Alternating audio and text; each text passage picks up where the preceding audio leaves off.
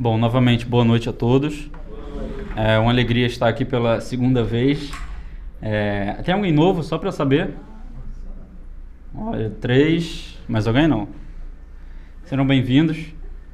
Temos aula toda terça-feira à noite, um terço antes. E hoje vamos falar sobre um tema que particularmente me é muito caro, me é muito... um tema que eu gosto muito, que eu sou muito afim, né, próximo. E é uma grande responsabilidade falar sobre isso, porque é falar sobre a nossa igreja, a igreja fundada por nosso Senhor Jesus Cristo, e falar sobre o próprio Cristo. São duas coisas inseparáveis. E como uma introdução ao que eu vou dizer agora, podemos mencionar duas coisas. Esse tema é importante, o tema da aula é a igreja primitiva e a expansão da fé católica. Esse tema é importante por duas coisas. Primeiro, olhando para a igreja primitiva, para a igreja dos apóstolos, para a igreja que recebeu a doutrina, os ensinamentos de nosso Senhor Jesus Cristo, nós sabemos duas coisas. Primeiro, sabemos o que devemos fazer, que devemos, como devemos pensar, como devemos agir, e sabemos aquilo que devemos rejeitar, que não devemos fazer. Ou seja, tem uma parte positiva e uma parte negativa. O que fazer e o que rejeitar. E a segunda coisa que pegamos, né, que podemos aprender com esse tema, olhando para a igreja primitiva, é saber a nossa posição diante da nossa sociedade de hoje. Porque, como vamos ver aqui, diante de todas as dificuldades que passaram, que os apóstolos passaram, os sucessores dos apóstolos passaram, nós muitas vezes hoje passamos muitas coisas similares e não agimos como deveríamos agir. Vimos, por exemplo, desde que começou a pandemia, uma superposição, vamos dizer assim, do Estado sobre a igreja. Por exemplo, fecha tudo e aí todo mundo acata, todo mundo fica caladinho e é isso aí. Teve um governador, um prefeito de algum município que sugeriu que a comunhão fosse dada numa embalagem plástica. Ou seja, não tem a menor noção do que é a comunhão. E mais uma vez, a tentativa do Estado se ficar por cima da igreja. Isso aconteceu na igreja primitiva e esses homens souberam sair disso, souberam defender a verdade, souberam ficar do lado da doutrina de Cristo. E para chegar à igreja católica, para chegar no nascimento de Cristo, a providência divina preparou, vamos dizer assim, como que preparou o terreno. Primeiro, temos uma preparação positiva, uma preparação negativa, vou explicar já, no mundo romano e no mundo judaico. No mundo romano, nós houve algo que favoreceu bastante, que foi a unidade do império. Ou seja, vocês já viram o Império Romano como era, em mapas antigos, tomava uma região enorme da Europa, o norte da África todo, pegava a região oriental ainda. Então era algo gigantesco. E essa unidade de língua, de cultura, houve uma paz militar entre os territórios, que é o chamada Pax Romana ou Pax Augustana, por conta do Imperador Augusto. Tudo isso facilitou a pregação do Evangelho, facilitou com que os apóstolos fossem por muitos lugares sem que tivessem impedimentos físicos, impedimentos em questão de língua, porque era uma só, era a língua grega, era a língua do Império Romano, no início, e isso facilitou bastante a pregação do Evangelho. Isso é uma preparação positiva que houve no Império Romano. Qual seria a negativa? A negativa seria justamente a crise que existia no Império Romano, que fez com que as pessoas ansiassem por algo diferente. Que crise é essa? Crise na questão religiosa, ateísmo nas altas classes, uma diversidade de religiões muito grande, o culto do imperador, que muitas vezes isso era forçado, os cristãos deviam adorar o imperador, e se não o adorassem, morriam. Então, tudo isso uma decadência religiosa, uma decadência filosófica, no sentido de que as doutrinas filosóficas pagãs um defendia uma coisa, aí surgiu um segundo indivíduo que defendia outra coisa, aí surgiu um terceiro que dizia que os dois primeiros estavam errados e defendia uma terceira coisa. Então, ficavam se debatendo sem nunca chegar à verdade. Há um escrito primitivo de, se eu não me engano, é Hermias, o filósofo, que ele diz justamente isso. Ele diz que surge um que defende uma coisa, surge outro que defende outra, mas nunca ninguém chega à verdade. E logo depois, isso é um escárnio da filosofia pagã. Logo depois, ele diz que chega o primeiro e o joga para um lado, chega um segundo e o joga para o outro lado, e ele não chega a lugar nenhum no final. E tudo isso ele diz para quê? Para dizer que a filosofia pagã não é de nada e a verdadeira é a filosofia cristã. Isso também é dito, né, num escrito do padre espanhol Jaime Balmes, que é interessantíssimo. Ele diz justamente isso. Então, a filosofia pagã só fica brigando entre si, mas nunca chega na verdade.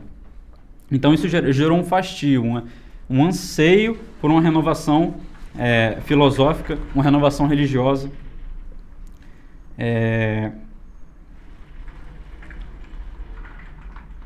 Também na questão social, o número de divórcios altíssimo, né, um baixo número de filhos, um grande número de abortos. A Didaquê, inclusive, que nós temos contato hoje, ela fala sobre o aborto, fala logo no início que não se deve matar as crianças no ventre depois que saem do ventre. Isso acontecia. Tem também a questão do luxo, das diversões, as corridas e lutas no anfiteatro, as lutas de gladiadores, que nada mais foram do que homens se matando para alegrar os espectadores, né, até a morte, derramando sangue do próximo, somente para alegrar quem assistia. Então, Padre Sanz descreve isso de uma forma brilhante na obra que publicamos, a História da Santa Igreja, a Barca e as Tempestades. Ele falando sobre isso, ele diz: as incessantes conquistas de novos territórios, por exemplo, acrescentaram consideravelmente as riquezas, motivo pelo qual muitos dos novos ricos começaram a viver pomposa e ociosamente. Os escravos se multiplicaram, sobretudo em Roma, ao ponto de numerosos cidadãos por eles supridos deixarem de trabalhar e se voltarem a diversões frívolas, como os jogos de circo e as bacanais. Além disso, a família estava ferida, o divórcio se tornou corrente e a natalidade diminuía de maneira alarmante. Por fim, as crianças foram abandonadas, ao tempo em que aumentava o número de abortos. Comia-se e bebia-se até o fastio, recorrendo a um meio repugnante de esvaziar artificialmente o estômago para seguir sem limites com a gula. Chegamos a um ponto, dizia Tito Livio, em que já não podemos suportar nossos vícios, tampouco os remédios que poderiam curá-los. Então vocês vejam a crise social, religiosa, filosófica. E digo isso para quê? Porque diante dessa crise, como em todas as outras, as pessoas começam a buscar por uma renovação, buscar por algo melhor. Isso seria a preparação negativa. A positiva, o que seria a preparação positiva? São doutrinas, pontos de doutrinas corretos que estavam espalhados naquele meio pagão. Então veja, a tendência ao monoteísmo, por exemplo. Diante dessa crise, existiu uma tendência ao monoteísmo e a ideia de uma religião universal e salvadora. A expectativa de uma renovação universal e de um Messias Salvador, clamado inclusive pelos pagãos. Na Ecloga 4 de Virgílio, ele diz, a Ecloga messiânica, ele diz que haverá um menino que nascerá de uma virgem e reinará num tempo de paz. Cristo nasceu justamente no tempo de paz, a Pax Romana. E isso foi impressionante, porque ele não teve contato com o nosso Senhor e com a revelação. Então, essa preparação positiva são justamente esses pontos de doutrinas corretos, espalhados pela filosofia e, em parte, de alguns costumes. Isso é o que o filósofo e santo São Justino chamou de semente do verbo. O que se diz hoje, né, nessa heresia modernista, que seriam as sementes do verbo? Se diz hoje que são pontos de doutrina, pequenos pontos nas religiões pagãs, verdadeiros, que poderiam levar à salvação também. Isso é errado. Não foi isso que São Justino defendeu. São Justino defendeu pontos de verdade na filosofia grega, totalmente diferente, a filosofia grega. Ou seja, são pontos verdadeiros de ordem intelectual apenas, não espiritual. E assim ele diz, São Justino, de fato cada um falou bem, vendo que tinha afinidade com ele, pela parte que lhe coube do verbo seminal divino. Todavia, é evidente que aqueles que em pontos muito fundamentais se contradisseram uns aos outros não alcançaram a ciência infalível nem o conhecimento irrefutável. Ou seja, justamente isso que eu disse no início. As filosofias ficavam brigando entre si e não chegavam a um ponto de verdade, filosofias pagãs. Portanto, tudo o que de bom foi dito por eles pertence a nós, cristãos, porque nós adoramos e amamos, depois de Deus, o Verbo que procede do mesmo Deus ingênito e inefável. Ele, por amor a nós, tornou-se homem para partilhar de nossos sofrimentos e curá-los. Todos os escritores só puderam obscuramente ver a realidade, graças à semente do Verbo neles ingênita. Com efeito, uma coisa é o germe e a imitação de algo que é feita conforme a capacidade, e outra, aquele mesmo do qual se participa e imita conforme a graça que também dele procede. Ou seja, são pontos de ordem intelectual apenas. Vejam a diferença. Por exemplo, olhamos para Aristóteles, ele pela razão natural, né, conseguiu conceber a existência de Deus, ou também a imortalidade da alma. Esses são pontos de doutrina verdadeiros. E isso é o que a que São Justino se referia. Então, no mundo romano é isso, a preparação positiva, a crise e a negativa, esses pontos de doutrina e esse anseio, essas tendências ao monoteísmo e tal, a monogamia. Isso era mais no mundo judeu, que eu vou falar agora. Então, no mundo judeu, também existia essa preparação negativa e essa preparação positiva. A negativa, os judeus, como nós vemos nas Sagradas Escrituras, esperavam um Messias temporal. Por que isso? Os judeus estavam sob o jugo dos romanos, do Império Romano. E eles esperavam um Messias que fosse libertá-los daquele jugo, na mentalidade, né, deles, daquela opressão dos romanos sobre eles. E quem eram os líderes dos judeus? Isso fica muito claro nas Sagradas Escrituras. Os fariseus, os saduceus. Quem eram os fariseus? São aqueles rigorosos com a lei que não a cumprem. E os saduceus, aqueles aqueles relaxados com a lei. Então, o povo judeu também estava numa crise, como vemos nos evangelhos. Compreende-se, sim, que pelo clamor de abundância de alguns judeus fiéis, a doutrina de Cristo teve alguma aceitação quando surgiu. Então, por conta dessa crise, alguns também ansiaram por uma renovação. É tanto que, lendo os evangelhos, nós vemos claramente que aqueles judeus fiéis, quando Cristo apareceu, eles se converteram, os próprios apóstolos, né? E é justamente isso a preparação positiva, os judeus fiéis que guardavam a lei.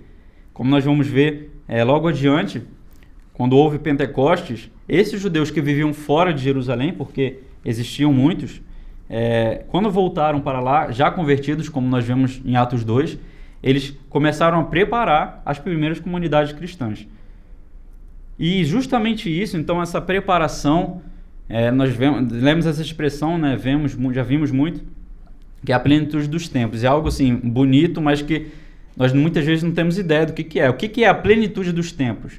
É o tempo que estava preparado para que Cristo pudesse vir, fundar a igreja e a igreja pudesse crescer. É isso.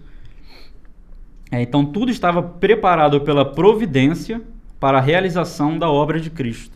Isso é a plenitude dos tempos. E aí Cristo nasce de uma virgem.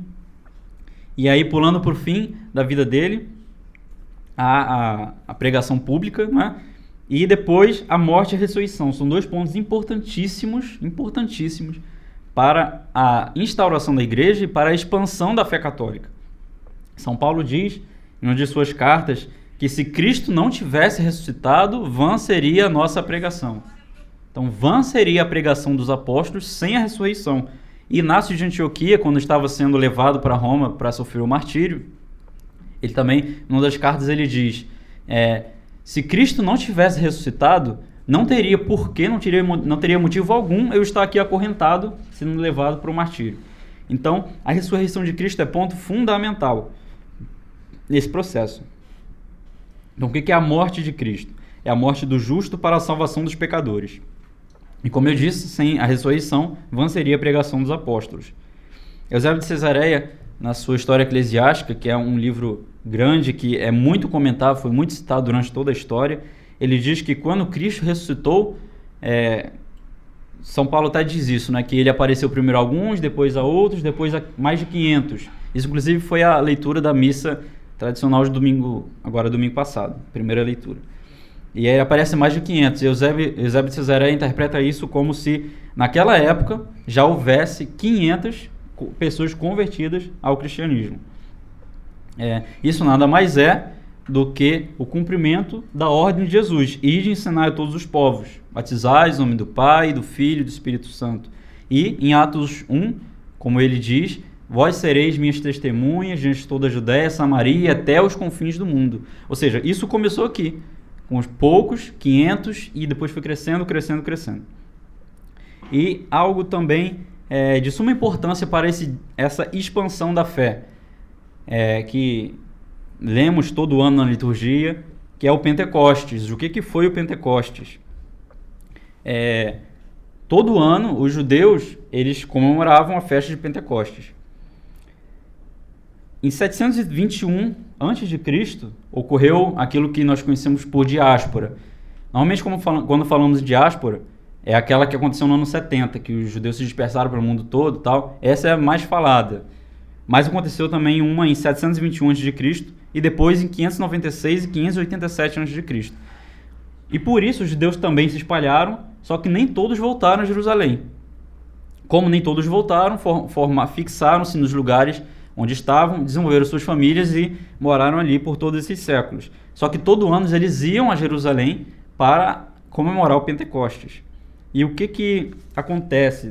Vou ler até o relato bíblico, porque é de suma importância para entendermos esse início da pregação dos apóstolos. Então, Atos capítulo 2. E quando se completaram os dias de Pentecostes, estavam todos juntos no mesmo lugar. De repente veio do céu um estrondo, como de vento que soprava impetuoso, e encheu toda a casa onde estavam sentados. E apareceu-lhes repartidas umas como línguas de fogo, e pousou uma sobre cada um deles.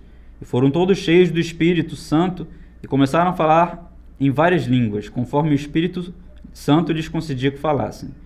Ora, estavam então residindo em Jerusalém judeus, homens religiosos de todas as nações em que há debaixo do céu. Justamente isso que eu falei.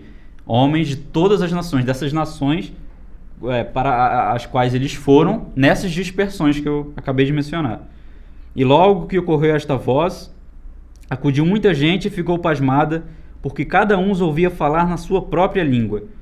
Estavam, pois, todos atônitos e admiravam-se, dizendo... Só um parênteses aqui para explicar esse trecho. Falavam cada um na sua própria língua. Os judeus, quando foram para esses lugares, além de falar a língua materna deles, eles falaram a língua do lugar onde eles moraram por tanto tempo. Quando voltaram, para que esses judeus fossem os primeiros convertidos, o Espírito Santo suscita nos apóstolos o dom de falar as várias línguas que eles falavam, para que eles pudessem ser convertidos. Então é algo brilhante, porque diante de tantas nações, como vai aqui na sequência, eles conseguiram converter boa parte desses judeus. Então, porventura não são galileus todos esses que falam? E como é que os ouvimos falar cada um de nós a nossa língua, a do país em que nascemos? Nascemos, isso é importante, porque denota que eles estavam há muito tempo nesses lugares. Partos e medos e elamitas e os que habitam a Mesopotâmia, a Judéia e a Capadócia, o Ponto e a Ásia, a Frígia e a Panfilha, o Egito e as várias partes da Líbia, que é vizinha de Cirene, e os vindos de Roma, tanto judeus como prosélitos, cretenses e árabes, todos ouvimos falar nas nossas línguas das maravilhas de Deus. E estavam todos atônitos e se maravilhavam, dizendo uns para os outros, que quer isso dizer? Outros, porém, escarnecendo, diziam, estão cheios de mosto, que quer dizer, estão bêbados. Então vejam como foi brilhante isso, diante da ordem de Jesus de ganhar todos os povos, de batizar todos os povos. O próprio Espírito Santo suscita nesses primeiros apóstolos a graça de converter esses judeus. vindos de outras regiões, como dissemos, das nações, como está aqui em Atos. E aí nós conhecemos a sequência. São Pedro faz uma pregação brilhante, converte primeiro 3.000, e depois ele faz mais uma, converte 5.000, e os convertidos, como eu disse antes, os convertidos judeus voltam para suas terras e fundam os primeiros núcleos cristãos fora de Jerusalém, que serão consolidados com as subsequentes missões dos apóstolos. Nós vamos ver São Paulo, por exemplo, que fez muitas missões. E aí pega uma descrição de um jesuíta historiador chamado Bernardino Llorca, em sua História da Igreja, que ele diz que o espírito interior, o fervor religioso, uma verdadeira unção e como que ideal cristão era o que caracterizava os primeiros anos da igreja. Ou seja, esse processo começou a ganhar uma proporção muito grande. Não parou naqueles primeiros judeus. Foi atrás de outros judeus depois dos gentios. Como nós vemos, por exemplo, já até adianto uma parte aqui da frente, no prólogo de São João. O que está escrito no prólogo de São João? Que a luz veio para as trevas e as trevas não compreenderam. Então, como as trevas não compreenderam, nosso Senhor, pelos apóstolos, olha para os gentios e começa a convertê-los. E nesse processo de conversão do mundo, esse processo de expansão da fé católica, nós temos duas colunas firmes, que são São Paulo e São Pedro. Falo de um primeiro e depois do outro. São Paulo foi brilhante, né? Quando nós estudamos a história da igreja, nós vemos que algumas pessoas eminentes, como por exemplo São Francisco Xavier, São José de Anchieta, São Pedro Canísio, eles são considerados apóstolos daqueles lugares por onde eles passaram. São Francisco, apóstolo da Índia. São Pedro Canísio, apóstolo da Alemanha. São José de Anchieta, apóstolo do Brasil. Mas São Paulo foi tão grande que ele pode ser chamado de apóstolo de Antioquia, da Ásia Menor, de todo o Império Romano, apóstolo por antonomasia das gentes. Isso é grandioso. De fato, ele andou muito. Pensem assim, naquela época não existia carro, não existia avião, ou ele ia de jegue, ou ele ia a pé, ou ele ia de navio. Então era algo muito dificultoso, e esse homem andou muito. Então São Paulo, que antes da conversão era temido e perseguia ferozmente os cristãos, como está em Atos 9, versículo 1, ele não respirava senão ameaças e morte contra os discípulos do Senhor. Então veja a ferocidade desse homem. Então, a caminho de Damasco, ele cai do cavalo e Jesus aparece a ele. Não sabe se é um cavalo de fato ou não, mas isso é menos importante. Cristo aparece a ele e diz: Saulo, Saulo, por que me persegues? E aqui é algo interessantíssimo. Saulo, ele perseguiu os cristãos, né? E não a Jesus, ele perseguia a igreja católica. E por que Jesus aparece a ele e fala: por que me persegues? Porque perseguir a igreja é perseguir o próprio Cristo. Então, quando se ataca a igreja, se ataca ao próprio Cristo. Isso fica muito claro pela essa passagem do próprio Jesus, da própria fala de Jesus a São Paulo. Então, Jesus manda que ele vai encontrar Ananias, isso está em Atos 9, e fala também com Ananias, que vai ao encontro de Saulo, e aí Ananias fala algo, ele sente medo, ele fala: Jesus, mas esse homem ele persegue os cristãos ferozmente, e Jesus diz algo que é grandioso. Vejam só o que Jesus diz. Ele manda aí, né, Ananias ir até Saulo e diz: este é um instrumento escolhido por mim para levar o meu nome diante das nações. Vejam só, essa coluna que foi São Paulo. Um instrumento escolhido por mim para levar o meu nome diante das nações. Então, toda força para perseguir converteu-se em força para evangelizar. Esse homem que era feroz contra os cristãos, contra o próprio Cristo, se converteu numa potência evangelizadora muito grande. Então, São Paulo, um pouco depois, isso está tudo nos Atos, né? Chamado por São Barnabé a Antioquia, e Antioquia, o mesmo jesuíta, descreve como o quartel-general de operações dos primeiros missionários do mundo pagão. Antes de São Paulo e São Pedro irem a Roma, Antioquia era esse quartel-general de onde saíam as missões. E é justamente de Antioquia que São Paulo começa as suas viagens apostólicas, que estão também nos Atos. Primeiro, sim, eu vou falar os nomes, mas é claro que não teremos em mente os lugares, os mapas e tudo mais, mas só para termos uma ideia de como esse homem andou. Então, a primeira viagem dele sai de Antioquia, vai para a ilha de Chipre, Pisídia, Icônio e Listra da Licaônia. Depois ele volta a Antioquia e é quando surge a discussão que gera o Concílio de Jerusalém. E o que era essa discussão? Era se os convertidos pagãos, né, os convertidos gentios, deveriam ou não fazer a circuncisão. E decide-se que não, e isso contribuiu ao rápido avanço do cristianismo no Império. Então, essa é a primeira. Ele volta a Antioquia. Depois, a segunda. Ele sai de Antioquia, vai para Macedônia, e aqui é o início, junto com as missões de São Tiago, como o Álvaro disse 2 ou 3 semanas atrás, em que ele vai para a Espanha. Mais ou menos na mesma época, São Paulo vai a Macedônia, e Macedônia, olhando daqui para o Oriente, é como se fosse a porta de entrada na Europa, né? E aí inicia também, junto com São Tiago, a evangelização da Europa. Macedônia. Depois ele vai para Tessalônica, Bereia, Atenas, Corinto, Éfeso, Jerusalém e volta a Antioquia. Então veja como esse homem andou para expandir a fé católica, e graças a isso e aos outros apóstolos nós recebemos ela hoje. Então devemos muito a esses homens, devemos muito a esses esforços missionários. Quando ele chega em Atenas, aqui nessa segunda viagem, acontece algo curioso, que está também aqui em Atos, e eu queria ler para vocês. Vejam só.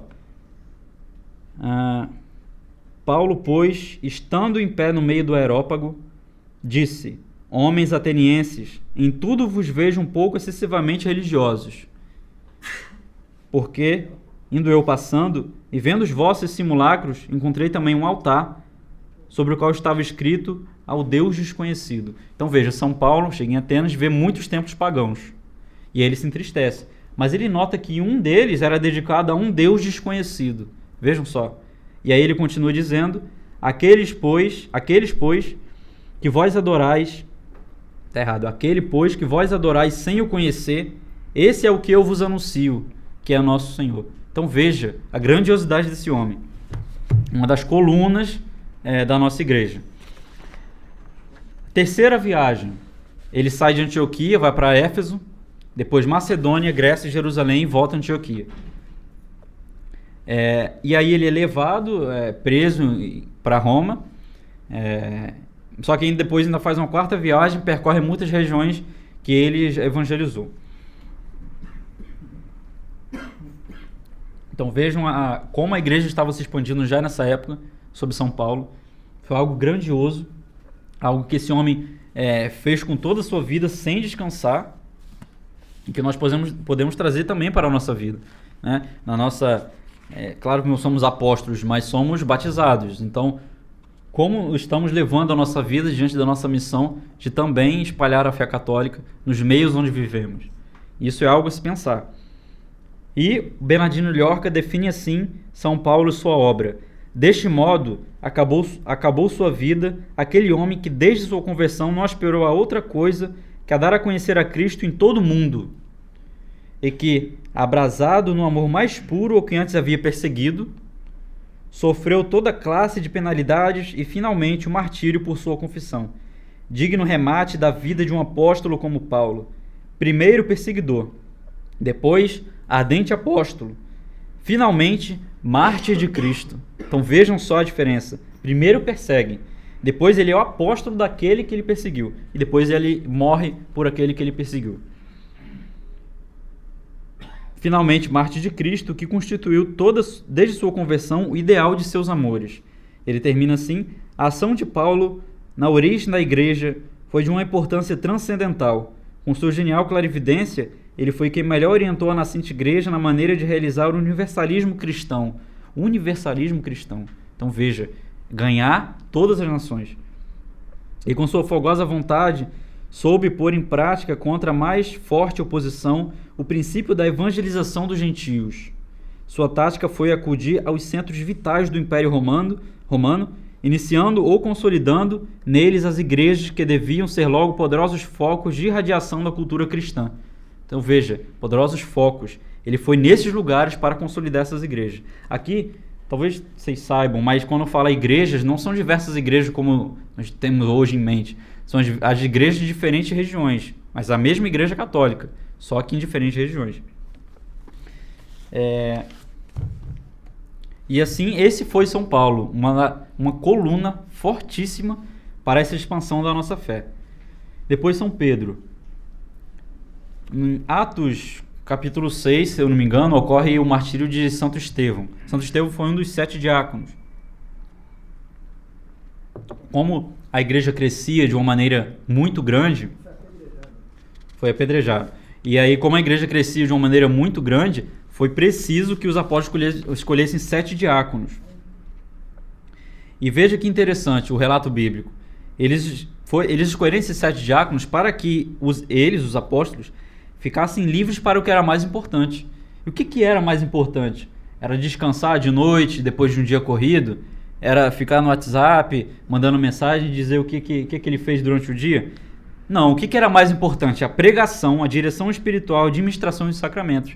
Então eles escolheram os diáconos para poderem fazer isso, porque eles estavam se ocupando de coisas menos importantes, que tinham importância, como cuidar, por exemplo, das viúvas, dos que mais necessitavam. Tinha importância, mas o mais importante era a direção das almas, era administrar os sacramentos, era pregar a doutrina de Cristo. Então, os diáconos cuidariam dessas coisas menos importantes e eles das mais importantes. Santo Estevão foi um desses diáconos. Em Atos 6, relata o martírio dele. Depois desse martírio, inclusive algo curioso, né? Falei aqui de São Paulo, mas não falei isso, que Santo Estevão ele morreu aos pés do então Saulo. Então vejam só, isso é algo, olha só, como isso é brilhante, porque aquele que perseguia teve um brilhante diácono, um santo diácono morrendo aos seus pés e depois se tornou um dos mais vigorosos apóstolos de Nosso Senhor. Então, com a morte de Estevão, houve, como dizem os Atos, uma grande perseguição à igreja. E aí a igreja se espalhou, os cristãos, os católicos se espalharam, com exceção dos apóstolos, que ficaram ainda em Jerusalém, mas consolidando as igrejas de Jerusalém. Só que pouco tempo depois, eles também saíram para outras regiões. E São Pedro vai a Antioquia. Antioquia, como eu disse, é o quartel-general das missões dos apóstolos. E São Pedro, ele foi o primeiro bispo de Antioquia. Antes de ser bispo de Roma, ele foi o primeiro bispo de Antioquia. E coube a ele, enquanto a São Paulo coube a conversão dos gentios, a ele coube a conversão dos judeus. Mas não só dos judeus. Temos um relato interessantíssimo nos Atos, que mostra a conversão do centurião Cornélio, que era um gentio. E São Pedro vai à casa dele e o converte, e assim também toda a família. Então São Pedro é esse outro pilar importantíssimo para a igreja e para a expansão da nossa fé. Era o sinal visível de unidade necessária a essa expansão. E como fica muito claro nos relatos primitivos, vou ler daqui a pouco uma citação de Santo Irineu, coube a São Pedro a primazia pontifícia desde o início, e aos sucessores a primazia pontifícia. E Roma era o centro dessa unidade de fé desde o início. Desde o início. Então, muitos protestantes hoje impugnam isso, né? Não, foi depois, foi com Constantino que a coisa ficou assim como é hoje, mas não, desde o início. Nós vemos isso claramente pelos escritos da igreja primitiva. Eusébio de Cesareia, por exemplo, referente a São Pedro, ele diz: o primeiro dentre todos pela virtude. E provas bíblicas dessa primazia de São Pedro. Aquela passagem que é muito conhecida, que está em Mateus 16:18, que é: tu és Pedro e sobre esta pedra edificarei a minha igreja. Então, tu és Pedro e sobre esta pedra eu edificarei a minha igreja, diz Nosso Senhor a São Pedro. E depois, mais uma prova bíblica dessa primazia de São Pedro, acima de todos os outros apóstolos, é justamente aquela passagem em que Nosso Senhor pergunta a ele: Pedro, tu me amas? E ele diz: sim, Senhor, eu te amo. E aí Jesus responde: apacenta os meus cordeiros. E aí pergunta de novo: Pedro, tu me amas? E Pedro responde: sim, Senhor, eu te amo. E ele diz: apacenta os meus cordeiros. E uma terceira vez, Pedro, tu me amas? E aí o evangelho diz que Pedro se entristece porque já era a terceira vez que ele perguntava isso. E responde, sim, Senhor, eu te amo. E aí Jesus diz, apacenta as minhas ovelhas. Uma interpretação interessantíssima disso, vocês notem, que ele disse, apacenta os meus cordeiros, depois apacenta as minhas ovelhas. E poderíamos nos perguntar, qual a diferença entre cordeiro e ovelha? Os cordeiros, como o São João disse ali, na verdade é o contrário. As ovelhas, o cordeiro é a prole das ovelhas com o carneiro. Então veja, os cordeiros são aqueles que precisam ser amamentados, cuidados. E as ovelhas são os que cuidam dos cordeiros. Então vejam isso, ele diz cordeiro 2 vezes e ovelha 1 vez. Aqui também podemos tirar que a conclusão mais óbvia, o número de fiéis é muito maior que o número de sacerdotes. Mas esses cordeiros, que são os fiéis católicos, fiéis cristãos, aqui católicos nome de cristão, viu? Devem ser cuidados por essas ovelhas que são os outros bispos e presbíteros. E Nosso Senhor diz a ele, apacenta os meus cordeiros, apacenta as minhas ovelhas. Ou seja, Pedro é o maior dentre todos. Pedro tem a primazia pontifícia desde o início. E outros exemplos também é que Pedro aparece sempre em primeiro lugar diante dos 12. No Concílio de Jerusalém, quem levanta primeiro para defender a verdade de que os convertidos pagãos não necessitavam da circuncisão? São Pedro. São Pedro levanta. E todos obedecem, todos seguem. Depois, se eu não me engano, São Tiago fala em segundo lugar. Em outros momentos também. Quando, por exemplo, uma passagem interessante, outra passagem do Evangelho, é quando Nosso Senhor pergunta, quem dizem que eu sou? E aí uns apóstolos dizem, uns falam que tu és Elias, outros falam que és o Messias, enfim. Isso. E aí, depois Jesus pergunta aos apóstolos, e vós, quem dizeis que eu sou? Quem se levanta em primeiro lugar para responder? São Pedro. O que ele diz? Tu és o Cristo, Filho de Deus. Então sempre é São Pedro aparecendo em primeiro lugar. Em outro momento também, relato evangélico, que Nosso Senhor diz uma palavra que os discípulos acharam muito dura. E aí muitos saem e vão embora. E aí Jesus olha para os apóstolos e pergunta, vocês também querem ir embora? Mais ou menos assim, não são essas palavras. Vocês também querem ir embora? E aí Pedro, em primeiro lugar, vai e diz, como é que é? Só tem 3 palavras de vida eterna, exatamente. Para onde iríamos nós, Senhor? Só tu tens palavras de vida eterna. Então veja, é sempre Pedro em primeiro lugar falando, e os outros sempre seguem. Santo Inácio de Antioquia, ele, na sua carta à Igreja de Roma, ele chama a Igreja de Roma, residida por São Pedro, de cabeça da caridade. Então veja como isso foi importante a essa expansão. E Irineu de Lyon diz algo interessantíssimo que eu separei. Então vejam, mas visto que seria coisa bastante longa elencar uma obra como esta, as sucessões de todas as igrejas, limitarmos-nos à maior e mais antiga e conhecida por todos, a igreja fundada e constituída em Roma pelos dois gloriosíssimos apóstolos Pedro e Paulo, indicando a sua tradição recebida dos apóstolos e a fé anunciada aos homens, que chegou até nós pelas sucessões de bispos. Refutaremos todos os que de alguma forma, quer por infatuação ou vanglória, quer por cegueira ou por doutrina errada, se reúne prescindindo de qualquer legitimidade. Então vejam o que ele diz. Com efeito, deve necessariamente estar de acordo com ela, a Igreja de Roma, por causa de sua origem mais excelente, toda a Igreja, isto é, os fiéis de todos os lugares, porque nela sempre foi conservada de maneira especial a tradição que deriva dos apóstolos. Então veja, Roma era esse centro de unidade, e São Pedro era esse símbolo visível dessa unidade de fé, que era necessária a expansão dessa fé católica. Então essas são as 2 colunas. E depois São Pedro foi perseguido e martirizado em Roma. Essas 2 colunas da igreja foram importantes para a expansão da fé. São Pedro e São Paulo. E aí, Eusébio de Cesareia, no livro 3, capítulo 22, descreve a ação dos apóstolos de maneira brilhante. Vejam, os autores inspirados e verdadeiramente dignos de Deus, isto é, os apóstolos de Cristo em grau extraordinário, purificaram suas vidas e ornaram suas almas com todas as virtudes. Tinham, contudo, conhecimento elementar da língua, ou seja, muito básico. Encheram-se, porém, de coragem, por ação da força divina e miraculosa, vejam as palavras usadas por Eusébio, que lhes outorgaram o Salvador. Não sabiam transmitir os ensinamentos do Mestre, nem tentaram realizar isso pela persuasão e arte de argumentar. Isso fica claro na primeira carta aos Coríntios. São Paulo diz que vai pregar a loucura da cruz e não a sabedoria dos homens. Somente utilizavam a manifestação do Espírito Divino que com eles colaborava e o poder taumatúrgico de Cristo a operar através deles. Anunciaram o reino dos céus a todo o orbe habitado. Então vejam, sem a menor preocupação de escrever livros.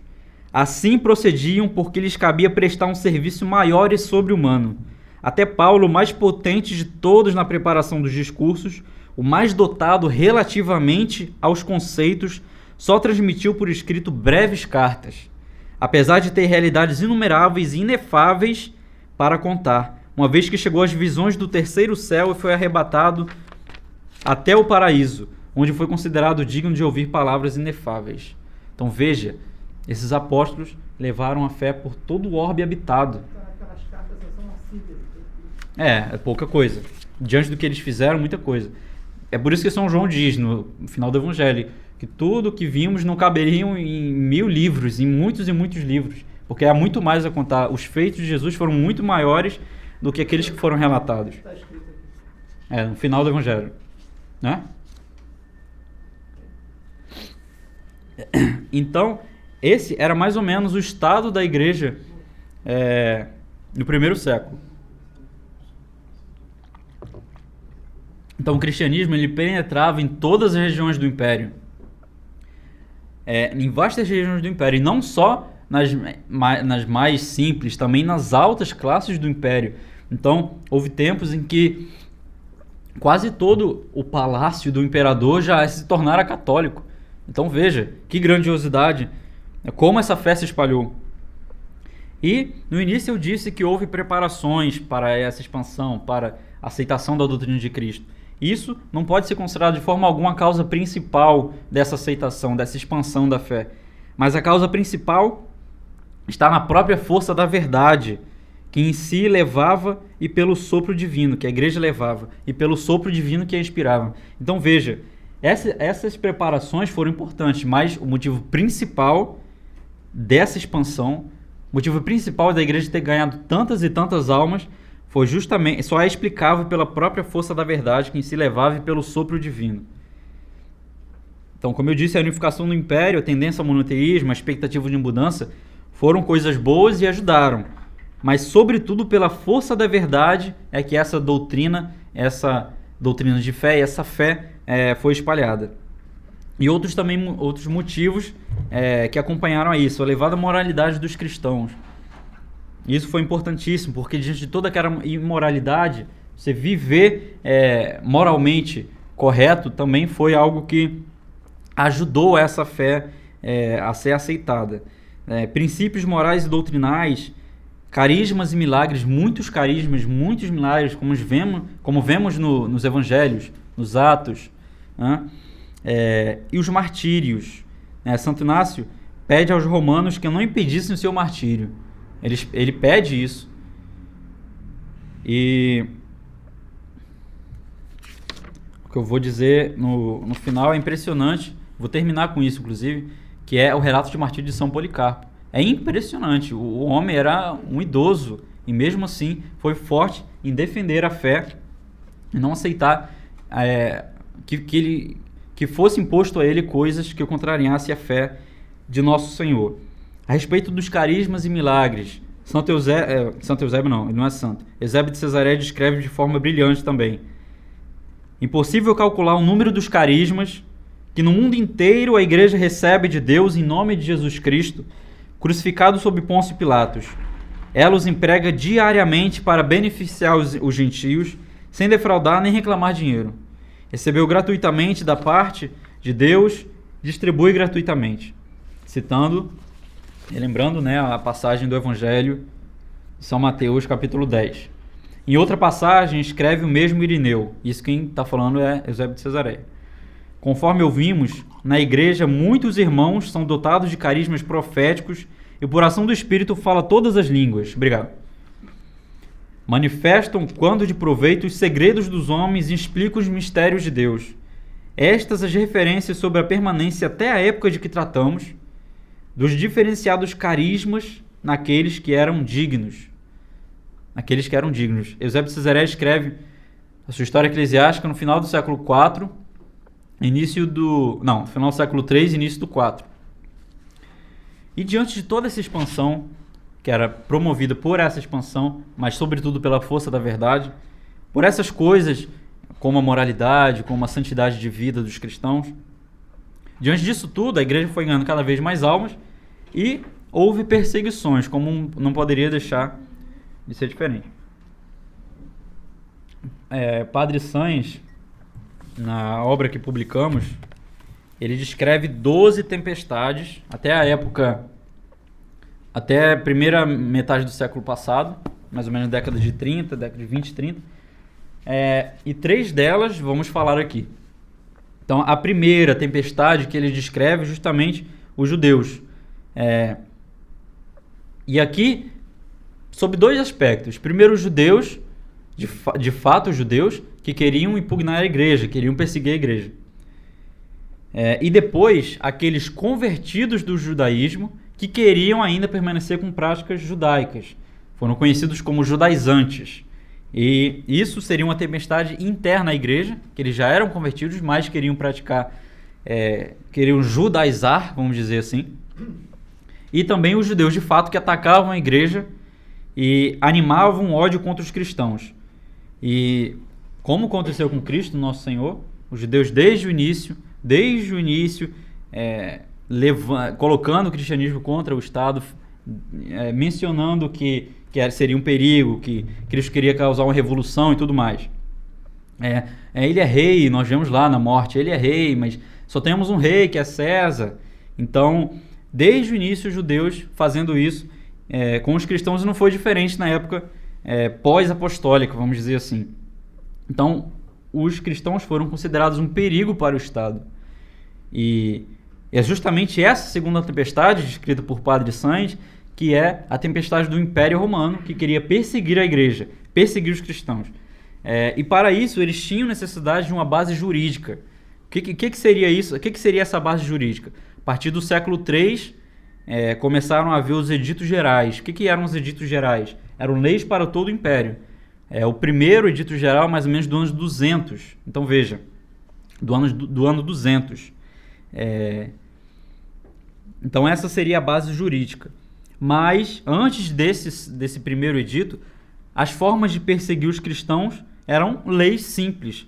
Por exemplo, lei contra o sacrilégio, lei contra a lesa majestade, contra a pátria.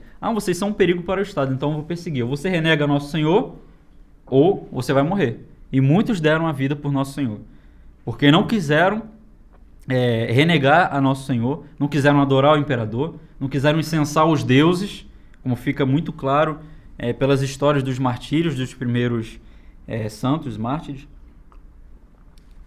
Então, foi necessário essa base jurídica depois. E aí Llorca, o jesuíta que eu citei anteriormente, ele diz assim: ao tratar de fundamentar a sentença sobre uma base jurídica, não se apresenta nenhuma pena já existente, mas simplesmente a razão de ser cristão. Ou seja, mesmo com esses ditos gerais, a razão principal da perseguição das mortes era ser cristão. Então, esses homens, isso é impressionante. Esses homens deram a vida pela fé católica. Pela fé. E isso é uma lição para nós hoje. Estamos dispostos a dar a vida pela fé católica? Estamos dispostos a, num mundo pagão, que é o que vivemos hoje, como eles viviam antigamente, a dar a vida pela fé católica, se amanhã acontecer uma perseguição? Qual vai ser a nossa postura diante disso? A postura deles foi dar a vida, foi defender a verdade até o fim. Então, qual será a nossa posição? simplesmente por ser cristão. E a terceira tempestade, Padre Sainz, ele só coloca o arianismo, mas eu amplio um pouco aqui e coloco as heresias que surgiram dentro da igreja. O gnosticismo, por exemplo, os próprios judaizantes que estavam dentro da igreja, mas queriam suas práticas antigas, e os arianos também, que foram muito ruins. Então, falando, por exemplo, dos gnósticos, o primeiro que se fala é o Simão Mago. Ele aparece também no Evangelho, nos Atos, e ele tenta comprar o dom de Deus. É daí que surge o nome simonia, comprar as coisas sagradas, vem de Simão Mago. Seu sucessor foi Menandro, um outro gnóstico, que produziu os chefes de duas heresias, Saturnino de Antioquia e Basílides de Alexandria. Eusébio, falando de Simão Mago, ele diz o seguinte: foi tido por Deus na qualidade de Deus, ingente adversário dos grandes e divinos apóstolos. Ele quis comprar o dom de Deus. Então, era com esse tipo de coisa que a igreja tinha que se bater no início. E não foi nada fácil. Então, diante disso, também, além disso que eu falei, havia os escritos pagãos, escritos judaicos, caluniando a igreja. Diziam, por exemplo, que a igreja comia carne de crianças, porque falava carne do Filho de Deus. Então, foi preciso que a igreja se dispusesse a rebater tudo isso, a explicar tudo isso. E é tanto que nos primeiros escritos, por exemplo, São Clemente Romano, que escreveu aos Coríntios, você lê aquilo ali, ele explica, além de escrever para o propósito que ele estava escrevendo, que era exortar a comunidade de Corinto, porque eles estavam divididos novamente, ele explica muitas coisas da doutrina cristã. Então, São Justino e outros, para explicar, para se defender dessas calúnias. E a reação cristã?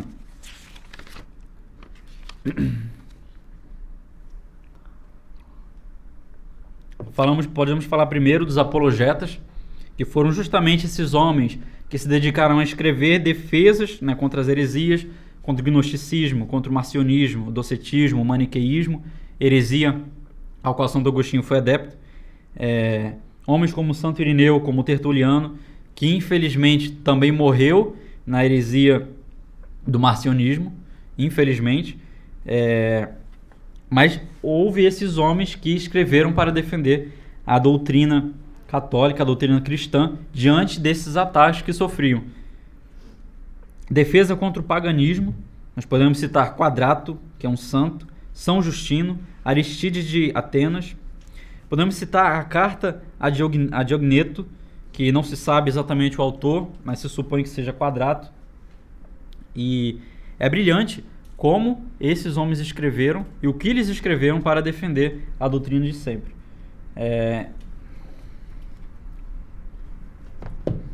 Então vou ler um trecho dessa carta que é brilhante. A igreja perseguida, a igreja odiada pelos pagãos, mas que não desistia de viver a doutrina de Cristo, a doutrina que Cristo ensinou aos apóstolos. Então diz assim: os cristãos de fato não se distinguem dos outros homens nem por sua terra, nem por língua ou costumes. Com efeito, não moram em cidades próprias, nem falam língua estranha, nem têm algum modo especial de viver, ou seja, são como os outros na sua maneira de viver. Sua doutrina não foi inventada por eles graças ao talento e especulação de homens curiosos, nem professam, como outros, algum ensinamento humano. Pelo contrário, vivendo em cidades gregas e bárbaras, conforme a sorte de cada um, e adaptando-se aos costumes do lugar quanto à roupa, ao alimento e ao resto, testemunham um modo de viver social admirável e, sem dúvida, paradoxal. Vivem na sua pátria, mas como forasteiros. Participam de tudo como cristãos e suportam tudo como estrangeiros. Toda pátria estrangeira é pátria deles, e cada pátria é estrangeira. Casam-se como todos e geram filhos, mas não abandonam os recém-nascidos. Veja o que eu disse no início. Antes da crise moral de abandonar os recém-nascidos, de praticar o aborto, os cristãos foram admirados por não fazer esse tipo de coisa. Põem a mesa em comum, mas não o leito.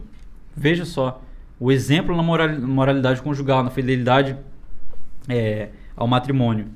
Estão na carne, mas não vivem segundo a carne. Moram na terra, mas têm sua cidadania no céu. Obedecem às leis estabelecidas, mas com sua vida ultrapassam as leis.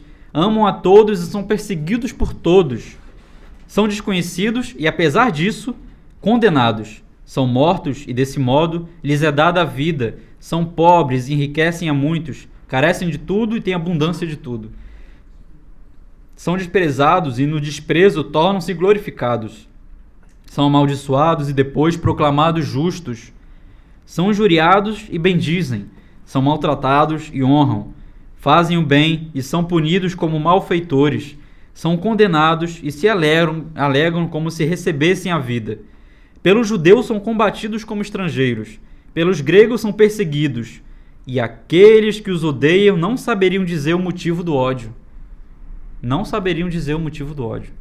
Isso é impactante, porque eles eram perseguidos e permaneciam na fé de sempre e não odiavam e viviam aquilo que está em Atos 4, se eu não me engano, que é a comunidade que tinha tudo em comum.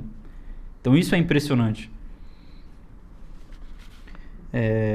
As apologias de São Justino contra o paganismo, contra essas coisas que a igreja sofria, né, é a verdade do cristianismo em face das crenças judaicas e pagãs. Então essa coisa de semente do verbo, de atribuir a São Justino a semente do verbo nas religiões pagãs e tal, não passa de uma furada, porque ele era contra tudo isso, ele defendia a igreja em tudo isso. Que ele defendia, de fato, como semente do verbo, era outra coisa, de ordem intelectual apenas, nunca religiosa.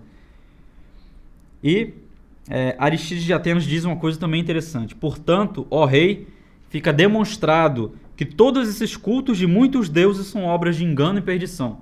Isso para defender a igreja, para defender a fé católica. Com efeito, não se deve chamar deuses aqueles que são visíveis e não veem. Deve-se adorar como Deus aquele que é invisível, que vê tudo e tudo fez. Impressionante. Isso é impressionante. E outras, além dos apologetas, também os padres apostólicos, com intenso zelo pela salvação das almas. Como eu disse no início, não ficavam de noite descansando no WhatsApp, mandando as notícias do dia. Eles tinham um intenso zelo pela salvação das almas. Intenso zelo. Isso é o dever do bispo, o dever do apóstolo, cuidar das almas. O ensino da doutrina, a correção das comunidades. Eu citei aqui São Clemente Romano, que foi o quarto papa da igreja. Ele escreve a comunidade de Corinto, como São Paulo havia feito, cerca de 40 anos antes, na primeira epístola aos Coríntios.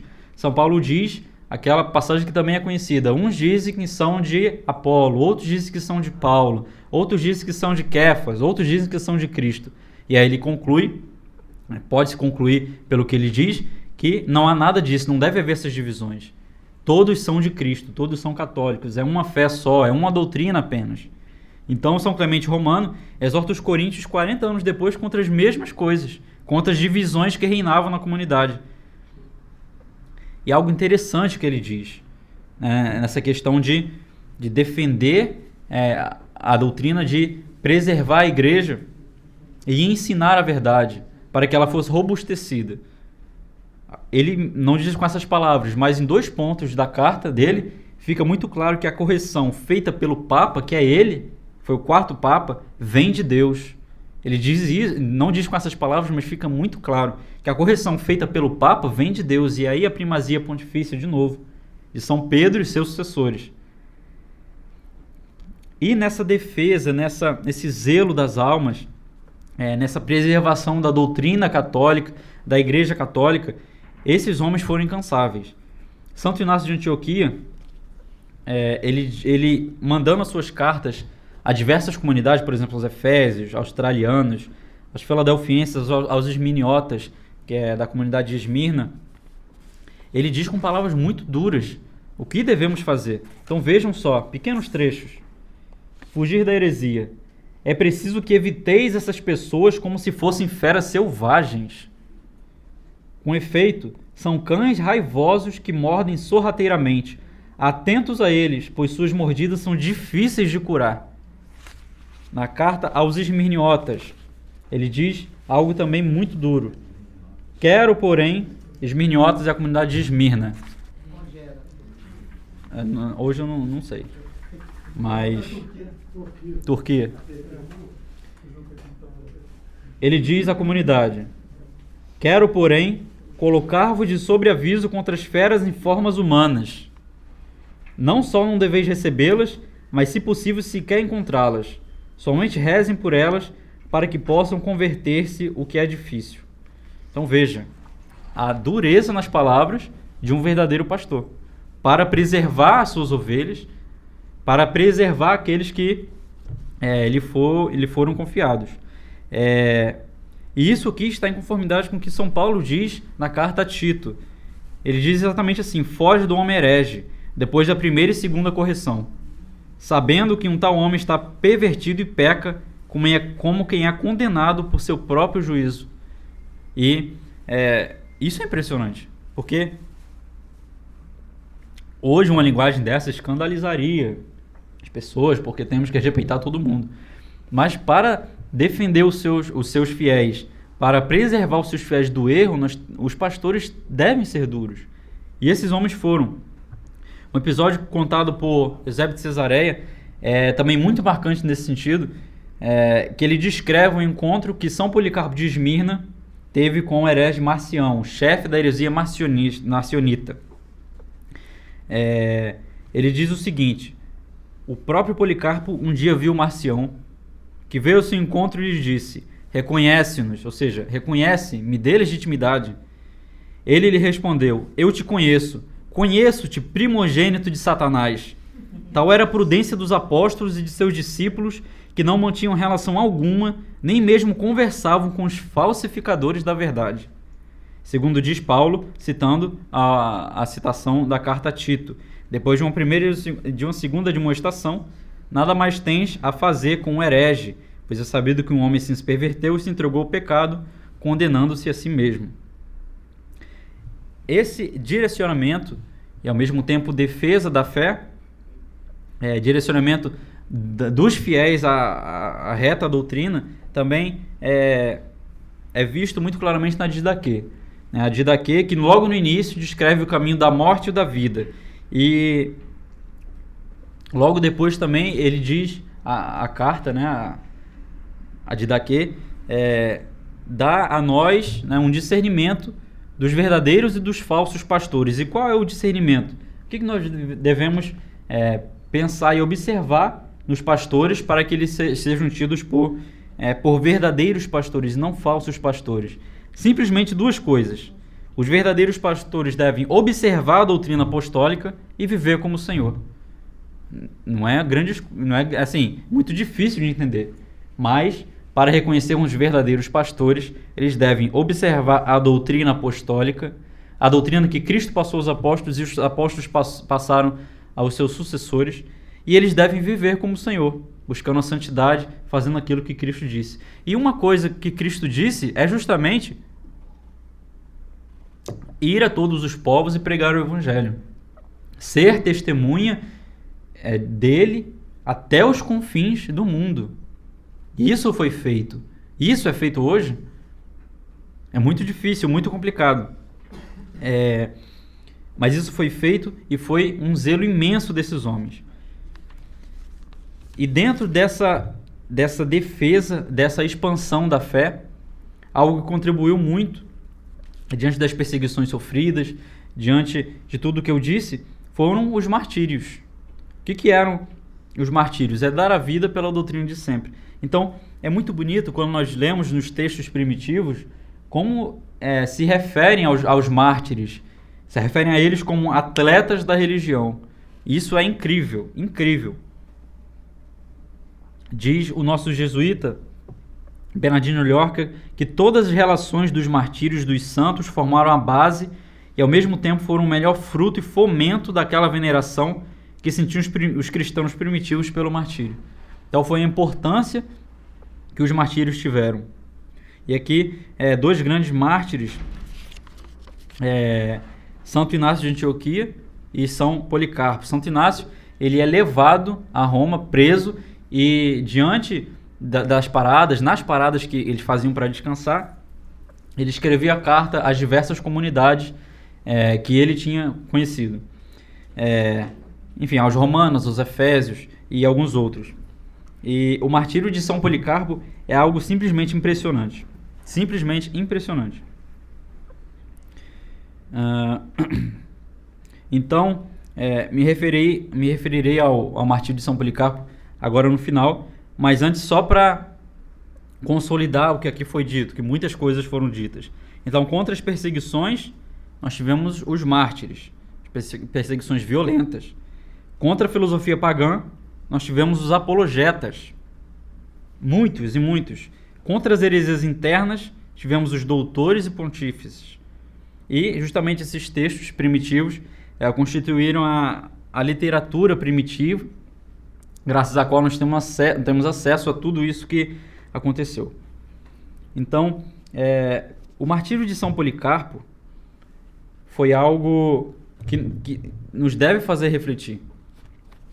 Assim, já me encaminho para o final e leio aqui o relato do seu martírio,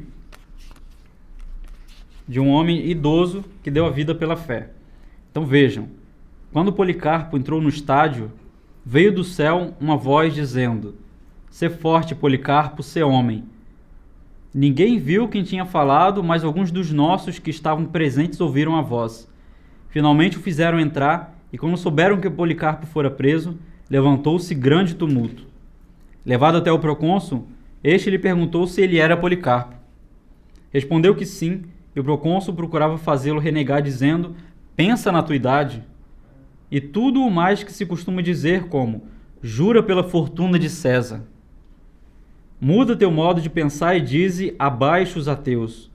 Policarpo, contudo, olhava severamente toda a multidão de pagãos cruéis no estádio, fez um gesto para ela com a mão, suspirou, levou os olhos e disse: "Abaixo os ateus." O chefe da polícia insistia: "Jura e eu te liberto, amaldiçoa o Cristo." Policarpo respondeu: "Eu o sirvo há 86 anos, e ele não me fez nenhum mal. Como poderia blasfemar o meu rei que me salvou?" Vejam só, eu o sirvo há 86 anos. Ele continuava a insistir dizendo: "Jura pela fortuna de César." Policarpo respondeu: "Se tu pensas que eu vou jurar pela fortuna de César, como dizes, e finges ignorar quem sou eu, escuta claramente: eu sou cristão. Se queres aprender a doutrina do cristianismo, concede-me um dia e escuta." O procônsul respondeu: "Convence o povo." Policarpo replicou: "A ti eu considero digno de escutar a explicação. Com efeito, aprendemos a tratar as autoridades e os poderes estabelecidos por Deus com respeito devido, contanto que isso não nos prejudique. Quanto a esses outros, eu não os considero dignos para me defender diante deles." O procônsul insistia. Disse: "Eu tenho feras e te entregarei a elas se não mudares de ideia." Veja, um homem idoso. "Eu tenho feras e te entregarei a eles se não mudares de ideia. A elas se não mudares de ideia." Ele disse: "Pode chamá-las. Para nós é impossível mudar de ideia a fim de passar do melhor para o pior, mas é bom mudar para passar do mal à justiça." Ou seja, é impossível a um homem de fé passar do melhor para o pior. O que era o melhor? É a fé cristã, a fé católica. O que é o pior? É a heresia pagã, a qual ele era obrigado a abraçar. O procônsul insistiu: "Já que desprezas as feras, eu te farei queimar no fogo, se não mudares de ideia." Policarpo respondeu-lhe: "Tu me ameaças com um fogo que queima por um momento e pouco depois se apaga, porque ignoras o fogo do julgamento futuro e do suplício eterno reservado aos ímpios. Mas por que tardar? Vai e faze o que queres." Dizendo isto e tantas outras coisas, ele permanecia cheio de força e alegria, e seu rosto estava repleto de graças. Ele não só não se deixou abater pelas ameaças que lhe eram dirigidas, mas o próprio procônsul ficou estupefato e mandou seu arauto ao meio do estádio para anunciar 3 vezes: "Policarpo se declarou cristão." E aí, pouco depois, ele é pego, ele é amarrado para ser queimado, e ele pede um momento, né, de oração, ele reza e continua a descrição do seu martírio. Quando ele ergueu o seu amém e terminou sua oração, os homens da pira acenderam o fogo. Grande chama brilhou e nós vimos o prodígio, nós a quem foi dado ver, e que fomos preservados para anunciar esses acontecimentos a outros. O fogo fez uma espécie de abóbada, como vela de navio inflamada pelo vento. Envolveu como parede o corpo do Marte. Na descrição que Eusébio de Cesareia ele traz, essa não é a descrição dele, mas naqui ele traz, fica mais claro o que quer dizer aqui. O que quer dizer aqui?